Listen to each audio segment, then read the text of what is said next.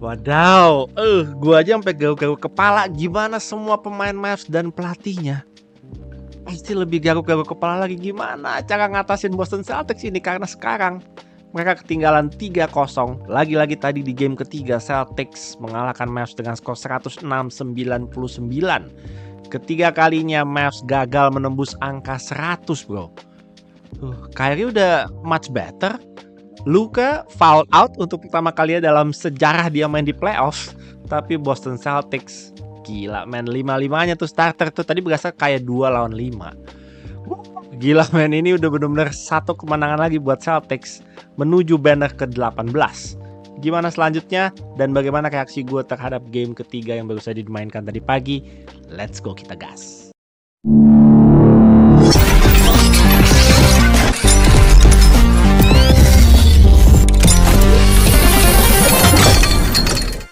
Ngobrol NBA episode 149. Gila sih. Satu kata buat Celtics, gila sih. Gila. Jadi tadi banyak sekali yang nge-DM gue di IG bilang, Koykel tolong hari ini juga harus bikinin ngobrol NBA. Tadi gue gak mau bikin. Tadi mau bikinnya besok. Bikin sekaligus prediksi buat game keempat. Karena Sabtu, jangan lupa teman-teman, Sabtu kita akan ada nobar yang kalau tidak salah info tadi infonya adalah 99% kapasitas tempatnya sudah terisi. karena lumayan seru nanti di game keempat besok yang akan ada hari Sabtu ya. Kita akan ada nobar bareng Video Sports, bareng NBA Indonesia, dan banyak sekali komunitas yang akan hadir di sana. Dan tentunya nanti pas halftime, harusnya pas halftime, karena sudah diumumkan, waktu itu gue udah sempet kasih tahu ya di episode keberapa gue lupa, gue udah sempet bilang bakal ada virtual meet and greet sama pemain NBA yang gue belum bisa kasih tahu namanya. Gue sudah tahu 2 minggu lalu. Tapi karena sekarang infonya sudah ada dipublish juga di IG, jadi gue sudah bisa memberitahu buat teman-teman semua bahwa kita akan virtual meet and greet dengan pemain idola saya nomor 1 sepanjang masa, yaitu Ray Allen. Kenapa saya mengidolakan sangat Ray Allen? Karena gue kuliah di Seattle tahun 2001 sampai dengan 2006 dan gue benar-benar diehard Seattle Supersonics fan. Gue nggak pernah miss semua home game mereka dari tahun 2001 sampai dengan tahun 2006. Gue nggak pernah miss satu game pun, dan di era itu adalah era dimana Ray Allen menjadi go-to guy-nya Seattle Supersonics, dan dia nggak aneh-aneh orangnya. Di lapangan benar-benar all out, di luar lapangan juga nggak ada satupun drama tentang Ray Allen. Jadi dia adalah role model gue. Dan gue seneng banget bisa virtual meet and greet sama Ray Allen. Tapi mungkin nggak bakal bisa ngobrol atau chit-chat banyak karena kita gabung nanti sama NBA Filipina sama NBA Jepang kalau nggak salah. Jadi nanti ada 3 negara yang bakal virtual meet and greet. Ada Jepang, Filipina sama Indonesia tuh digabung dalam satu sesi. Jadi mungkin sesinya Indonesia mungkin nanti nggak akan terlalu banyak. We'll see nanti bakal bisa ngobrol apa sama Ray Allen, tapi I'm so excited. Gue bakal pakai jersey Ray Allen gue yang Seattle Supersonics. Ya begitu cerita gue tentang Ray Allen sih. Dia memang idola gue nomor 1 sih sepanjang masa, karena gue tanda tangannya udah banyak sih. Tanda tangannya Ray Allen gue udah punya banyak. Jadi senang aja bisa paling tidak melihat Ray Allen lagi, bertatap muka dengan Ray Allen walaupun cuma secara virtual ya, cuma lewat Zoom atau apa nanti pakai Zoom aja.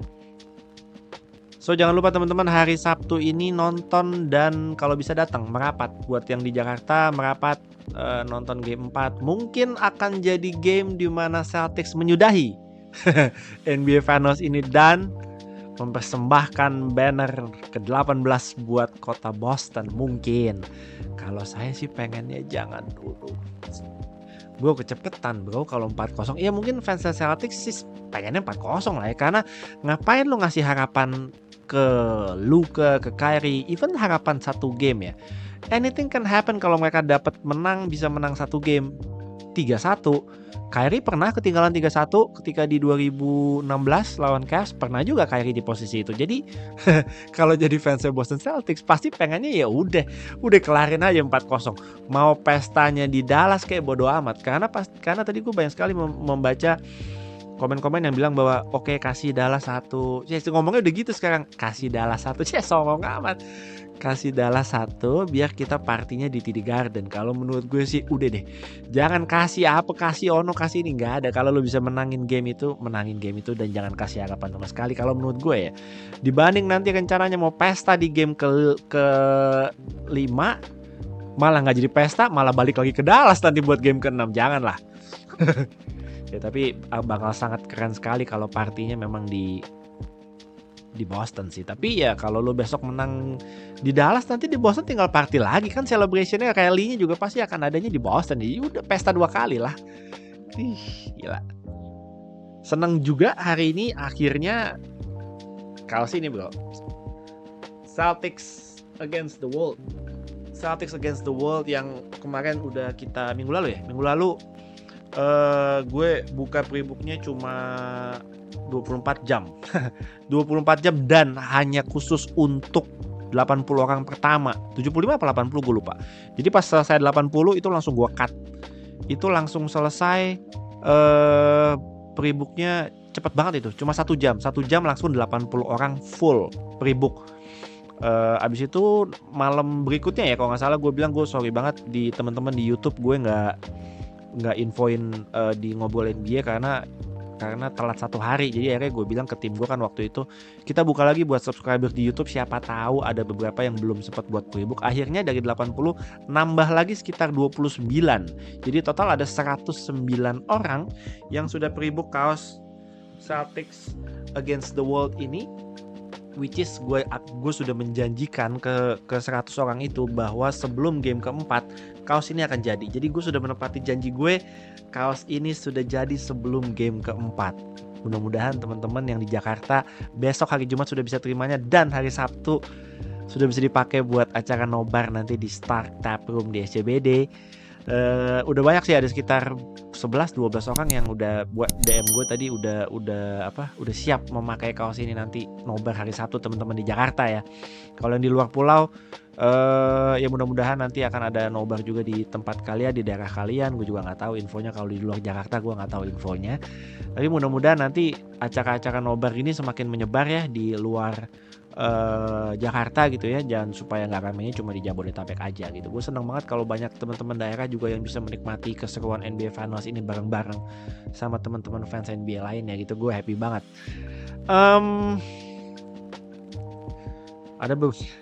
Ada beberapa komentar yang ya gue baca lah banyak. Gue kan selalu kalau habis game gue selalu baca banyak sekali komentar nggak cuma di akun gue, nggak cuma di Authentics, tapi juga di akun-akun NBA luar yang ngebahas tentang NBA juga. Udah mulai bermunculan komentar yang bilang bahwa this is one of the worst NBA Finals ever. Gue nggak setuju. Gue cuma mau bilang sorry buat teman-teman yang timnya nggak masuk final. Tim saya juga nggak masuk final. Tim saya udah di Goa udah sebulan. Oke sih. Sorry kalau tim teman-teman tidak masuk final. Tapi jangan bilang kalau final kali ini adalah one of the worst. Mungkin dibilang dijudge sebagai one of the worst karena sekarang kedudukannya 3-0 dan terlihat seperti tidak ada perlawanan dari Dallas Mavericks, which is menurut gue nggak ada yang blowout sih gamenya. Dari game 1, game 2, game 3 nggak ada yang blowout. Ya maksudnya secara overall kita nontonnya dari quarter 1, quarter 4 sih sebenarnya kalau gue seru-seru aja. Quarter 1 seru, sampai dengan quarter 4 juga masih seru juga. Kayak di game tadi misalnya, Dallas udah ketinggalan 91-70. 91-70, apa yang terjadi? Gue bikin kopi. Gue sibuk hal-hal yang lain dulu karena gue pikir kayak udah dia pasti menang ini Celtics, ketinggalan 21 poin. Tapi apa yang terjadi? Begitu gue selesai bikin kopi, gue ingat banget begitu gue selesai bikin kopi, itu dari ketinggalan 21 poin tinggal selisih 8. Gue bilang what the hell man, ini masih 6 menit ini, anything can happen ini. Tapi gue bilang di grup ya, gue bilang di grup WA-nya NBA Fans Indonesia, gue bilang bahwa kalah kayak tadi itu lebih nyesek daripada kalah blowout man, karena lu tadinya udah mau kalah blowout sebenarnya, udah ketinggalan 21 poin gitu. Ya udahlah, istirahat, get back di game keempat. Ternyata dikasih kesempatan buat ngejar. akhirnya ujung-ujungnya kalah. Menurut gue itu lebih nyesek sih, men. Itu lebih nyesek.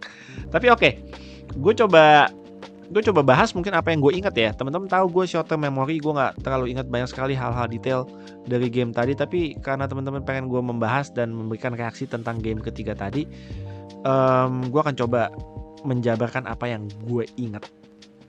Nah, mungkin dari quarter pertama ya. Dari quarter pertama gue bangunnya telat.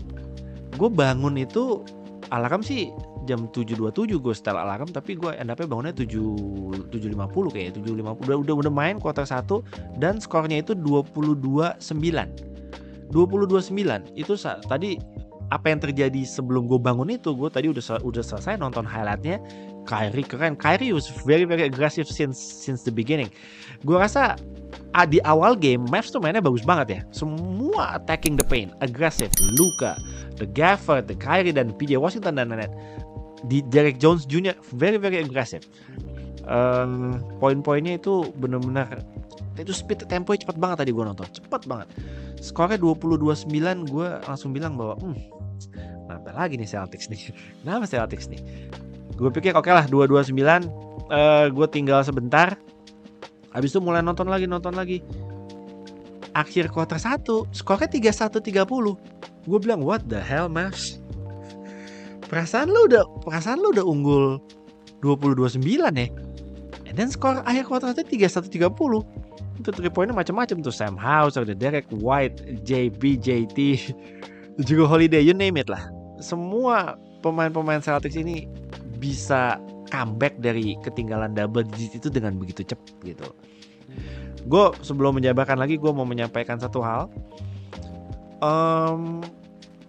Gue tadi sempat bilang bahwa gue melihat ini seperti 2 lawan 5. Seperti Luka and Kyrie against the Celtics. Kenapa gue bisa bilang begitu? Kalau kita bacain komentar di IG ya, ada beberapa komentar miring yang ya banyak lah. Ada beberapa yang bilang Celtics nggak punya mental, Celtics nggak akan pernah jadi juara, Tatum nggak akan pernah jadi juara. Mentalnya selalu drop ketika sudah di stage setinggi ini di NBA Final. Pasti banyak flopnya, banyak blundernya, coachnya juga belum berpengalaman, bla bla. Gue banyak sekali melihat komentar seperti itu, dan banyak sekali yang yakin Celtics dipimpin oleh Tatum dan Jaylen Brown itu tidak akan pernah jadi juara sampai kapanpun. Gue nggak tahu dia paranormal dari mana, ya. Gue nggak tahu, mungkin dia memang benci sama Celtics. Intinya dia tidak percaya Tatum dan JB bisa ngelit Celtics untuk jadi juara. Tapi lupakanlah soal leadership. Lupakanlah. Anggaplah Celtics ini memang tidak punya leader. Jason Tatum bukan leader, Jaylen Brown bukan leader. Anggaplah seperti itu. Tapi yang gue lihat bro, mereka ini berlima ya, starting five-nya ya. Ini nggak pakai Porzingis nih, gue fur deh. Gue kasih komen ini tanpa memperdulikan Porzingis. Tidak perlu anggap Porzingis itu ada, anggaplah Porzingis itu tidak ada. Ini pakai Al Horford aja. Jadi ini starting five-nya: Al Horford, Jrue Holiday, Derek White, Jason Tatum, Jaylen Brown. Udah, ngomongin itu berlima ya. Mereka tuh nggak cuma bisa nembak-nembakan 3 point doang loh. Banyak yang bilang, termasuk gue salah satunya, karena memang identitasnya Celtics adalah mereka live and die dari 3 point. Banyak sekali poin-poinnya yang didapatkan dari area 3 point. Tapi apa yang terjadi di game kedua? 3 pointnya busuk. Tapi kenapa mereka bisa menang? Nah, mereka berlima ini nih yang tadi gue bahas, nama-nama starting five itu. Mereka tuh gak cuma bisa dribble, mereka gak cuma bisa passing, mereka gak cuma bisa nembak, tapi mereka juga bisa defense. Jadi itu udah kombinasi komplit gitu loh dari susunan roster lu tuh, itu pemain-pemainnya udah kombinasinya udah komplit semua. Juga Holiday, Derek White, offense-nya kalau jalan ya bonus, defense-nya nggak akan pernah jelek. JB, JT, shot making ability-nya kita sudah tahu seperti apa. Al Horford bisa menduplikasi apa yang diperlukan dari seorang Kristaps Porzingis, walaupun rim protection-nya mungkin tidak sebagus Porzingis, footwork-nya mungkin tidak sebagus Porzingis. Tapi dia bisa stretch juga, dia bisa floor spacing-nya bagus juga, dia bisa nembak 3 point juga. Jadi memang lu mau putar dari angle bagaimanapun, lu mau lihat dari sisi manapun ya, memang ini terlihat seperti match up di mana 2 orang, Kyrie dan Luka, melawan 5 orang yang semuanya benar-benar bisa main. Itu susah men, lu mau lihat dari angle manapun. Dallas mau mengeksploitasi siapa yang bisa dieksploitasi dari pemain-pemain Celtics ini? Mereka semua bisa defense, mereka bisa switching, mereka bisa jaga posisi 1 sampai 4, 1 sampai 5 bahkan. Semua bisa switch man. Dan gak ada yang bisa dieksploitasi, gak ada yang bisa dibikin jadi mismatch. Itulah susahnya dan itulah beratnya yang dialami sama pemain-pemain Mavs di 3 game pertama ini. Aduh, gue ngomong masih sakit men, kan gue bengkak banget, bengkaknya udah gak terlalu itu tapi masih sakit. Sorry kalau gue ngomongnya agak kayak robot. Ya itu yang gue lihat garis besarnya ya, kita nggak ngomongin the best player in the series, Luka Doncic, atau yang harusnya jadi second best player in the series, Kyrie Irving. Kita nggak usah ngomongin 2 pemain itu deh. Kita ngomongin secara satu kesatuan nih, satu tim. Basketball itu kan main tim, satu tim. Ini Celtics ini kuat banget man.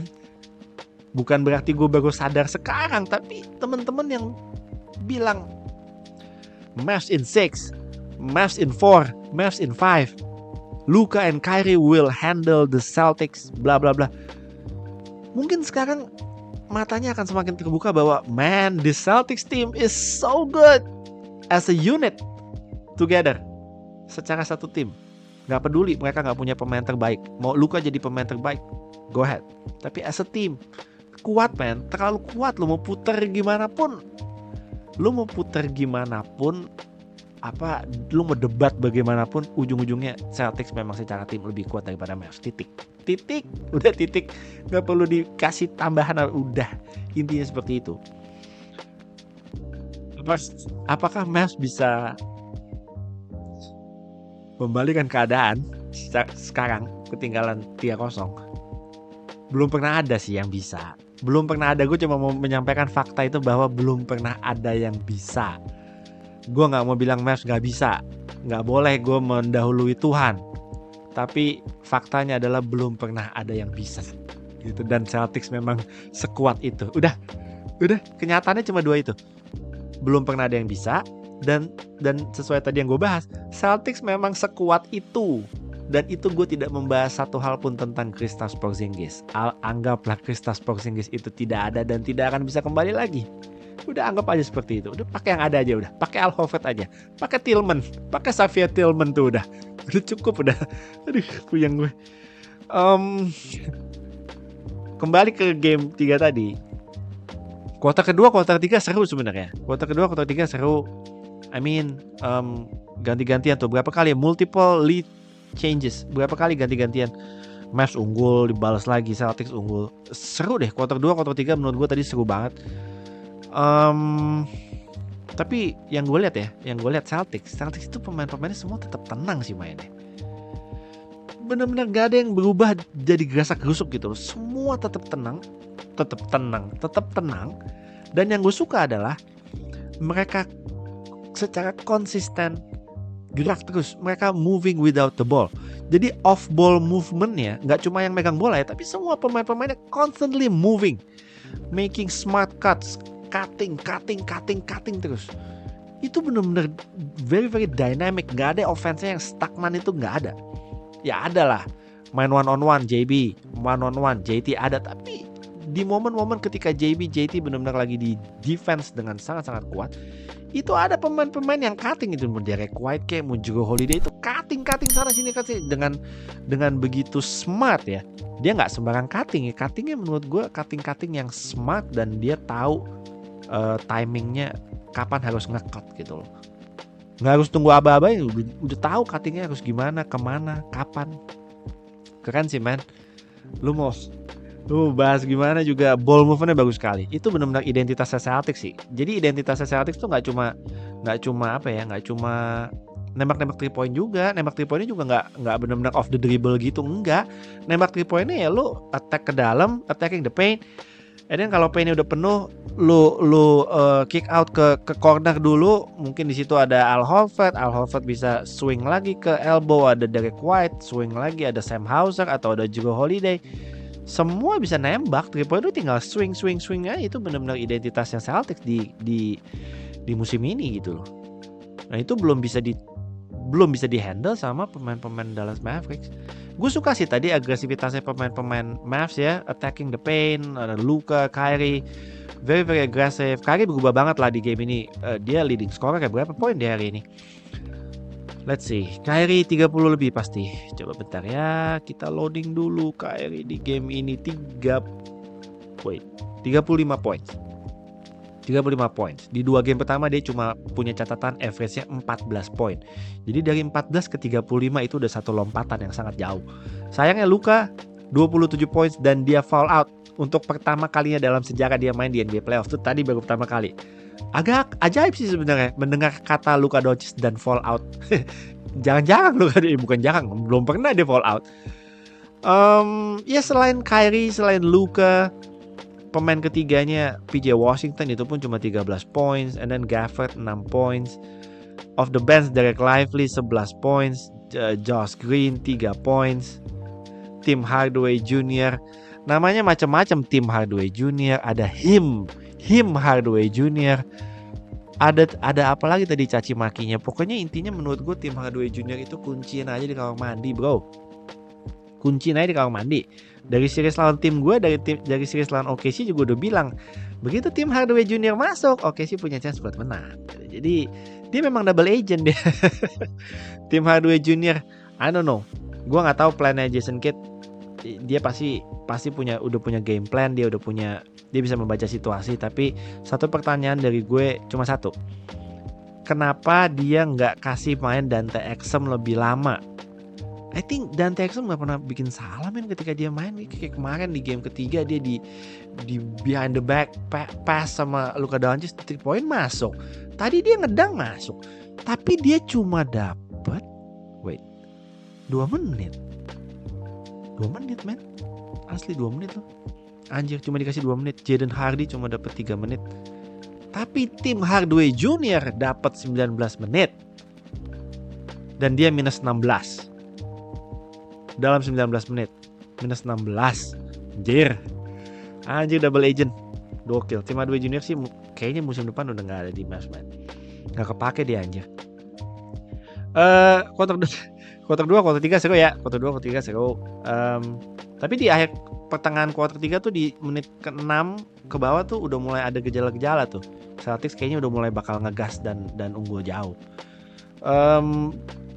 Kuncinya sih menurut gue pas Xavier Tillman tuh dari corner dia nembak 3 point masuk, gue udah bilang kan, kayaknya Celtics menang nih. Kalau Tillman the 3 point kayaknya menang nih, gila.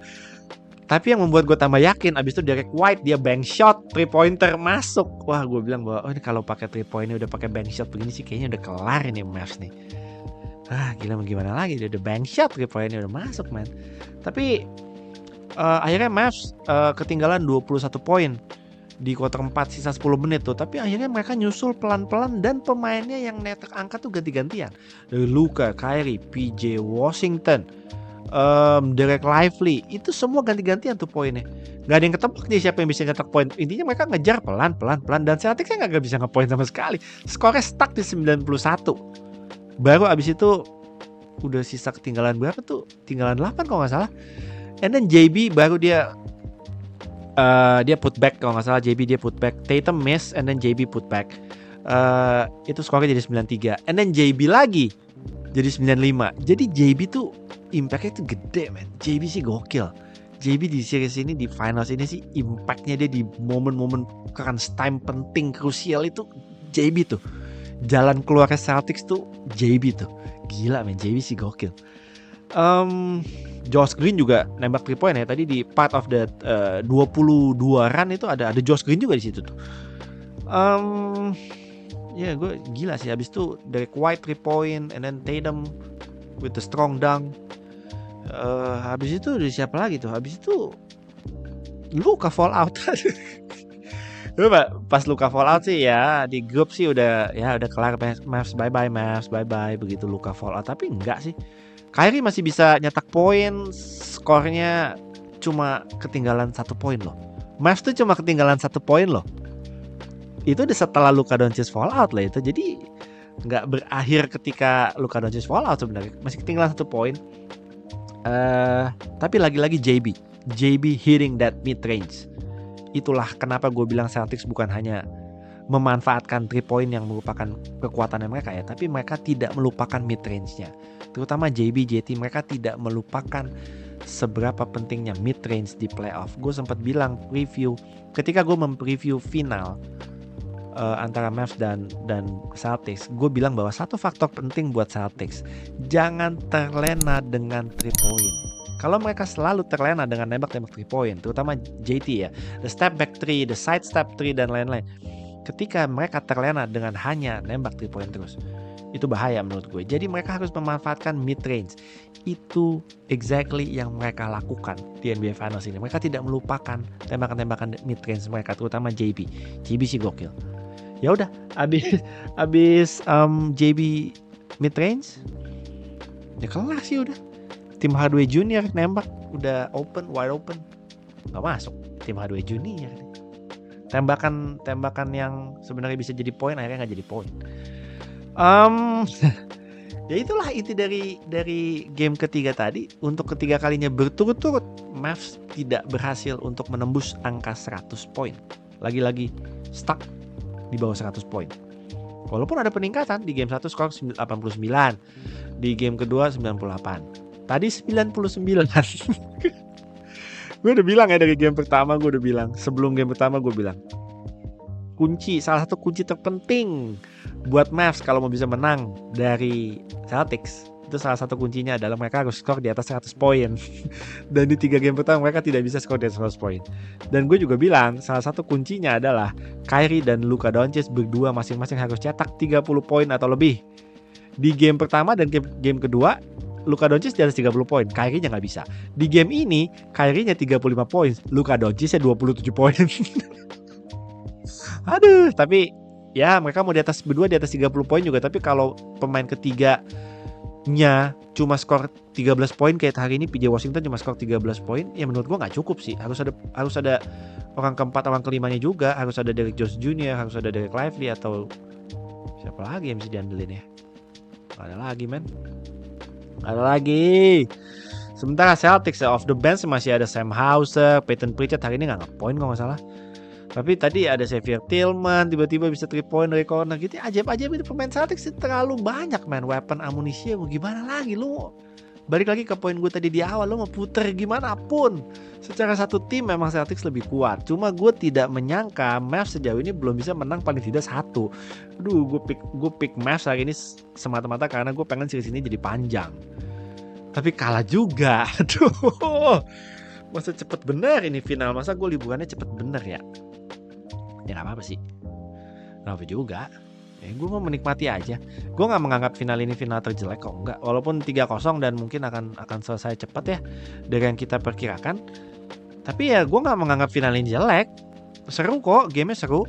Ya lu pasti enjoy lah menyaksikan pemain-pemain sekelas Luka, Kyrie, JB, JT berduel, beradu shot making.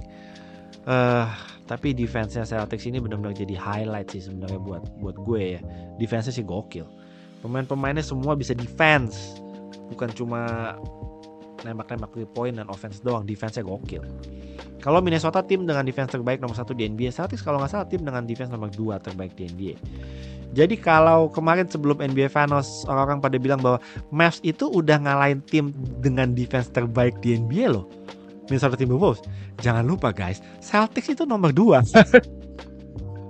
Jadi Celtics itu defense-nya juga nomor 2. Udahlah, puyeng lah. Oke teman-teman yang sudah pesan kaos ini, selamat menikmati, selamat memakai kaos ini nanti hari Sabtu ya. Gue akan pakai kaos ini dari Sabtu, besok nobar pakai kaosnya Celtics. Kalau kalah ya nggak apa-apa. Teman-teman yang mau pesan, nanti linknya gue suruh buka lagi deh, tapi jadinya mungkin nggak bisa besok. Teman-teman nanti kalau mau pesan, nanti gue suruh gue suruh tim gue untuk bukain lagi linknya di Tokopedia. Gue akan taruh linknya di baris pertama deskripsi video ini ya, buat yang belum punya dan mau pesan. Klik aja linknya di deskripsi pertama video ini. Nanti teman-teman kalau udah habis klik linknya akan keluar menunya, nanti tinggal pilih aja kaos yang Celtics Against the World. Itu judul kaosnya. Oke, segitu aja reaksi gue. Reaksi yang panjang, ini panjang sekali reaksinya sekarang jam banyak. Panjang banget bro, reaksi gue panjang banget. Besok deh, gue gak akan prediksi. Kita hari ini gak prediksi dulu. Besok gue akan bikin satu episode lagi, singkat aja besok. Karena game keempatnya kan hari Sabtu. Jadi besok kita bikin episode yang cukup singkat. Kita sekalian prediksi buat game keempat. Jadi game ini, di episode ini kita gak prediksi dulu. Jadi teman-teman tolong komentar aja, bahas apapun dari semua topik yang barusan gue bahas, dan tulis juga komentar kalian, analisa kalian tentang NBA Finals sejauh ini. Fans-fansnya Celtics monggo silahkan gas di kolom komen. Fansnya Mavs juga silahkan monggo gas di kolom komen. Golongan ABC juga silahkan gas juga di kolom komen. ABC banyak nih sekarang artinya, bukan cuma asal bukan Celtics. ABC adalah asal bukan Celtics. ABC adalah asal Boston Champion. ABC adalah alhamdulillah Boston Champion. Itu sudah keluar lagi kata-katanya. Banyak sekali sekarang istilah ABC. Sudah berpindah kubu yang tadinya asal bukan Celtics menjadi asal Boston Champion. Gokil. Seru. Dah, panjang banget ini. Oke guys, jadi segitu aja episode 149. Reaksi gue tentang game ketiga tadi. Overall intinya kalau mau digaris besarkan dan di summary adalah Celtics memang terlalu kuat. Sudah, itu aja intinya, gak perlu dipanjang-panjangin lagi. Oke. Thank you guys for watching episode 149. Kita ketemu lagi di episode 150 besok untuk membahas prediksi di game keempat. Mudah-mudahan gak jadi game yang terakhir. Mudah-mudahan masih lebih panjang dikit lagi. Kasihlah satu kemenangan Mavs, please lah. Oke guys, I'm out.